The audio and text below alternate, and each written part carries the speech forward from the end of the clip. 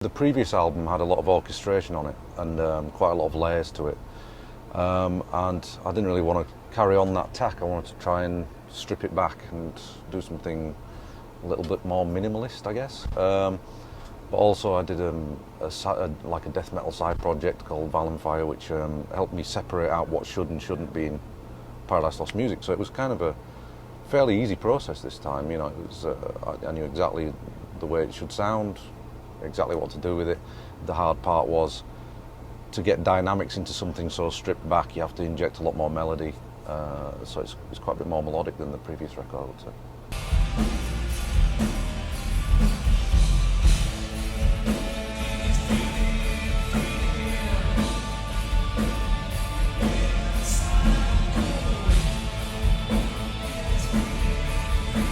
When we first started it was just an excuse for a bunch of friends to go and record some noise on a tape and then go and listen to it and get drunk. So record deals, anything like that was never in the equation. It was just everything's happened by chance, and I think that's the best way to be, really. I think that's the way some young bands today get so disillusioned with the music business, because they have too much expectation.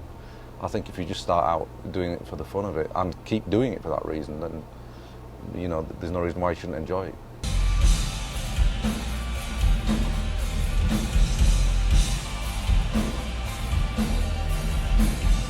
Well, when we first started out, it was pretty extreme, really. It was the death metal vocal thing. It was kind of doom metal music, and we progressed and got more and more melodic. The vocals became much more melodic. Then we went into electronic territory and you know, more gothic style of music, and we've kind of come full circle a little bit now. So whilst the vocals are still quite melodic, the music's taken a much more of an early doom metal type thing, like Trouble, Candlemass, St. Vitus.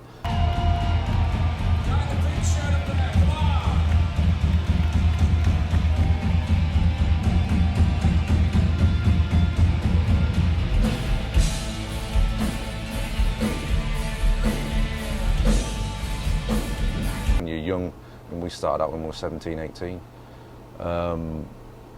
you are kind of narrow-minded in your views and musical tastes, and etc.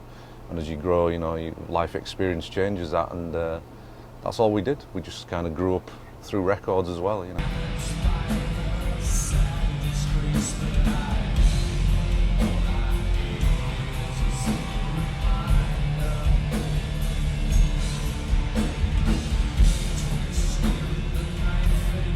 As soon as we went onto record, or you sold out because you're on a record, you know. Every record since then, there's been something that someone complains about. So, yeah, of course, there's some diehards that stay with you, and there's people that you pick up along the way, and there's other people you lose. But that's, you know, that's the pitfalls of doing your own thing as opposed to just keeping it the same to have a certain demographic, you know.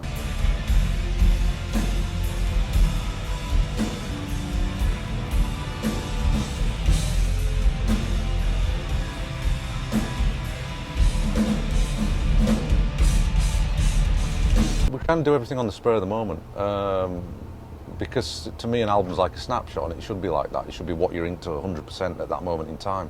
So to think about something that's 2 years, 3 years down the line is not an honest representation of what the music should be. So we'd do it in like 3-4 year cycles, where you'd have a writing year and a recording year, and then a touring cycle, you know. So, but I'm one of these people that doesn't really think too far ahead, because, you know, you could get hit by a bus.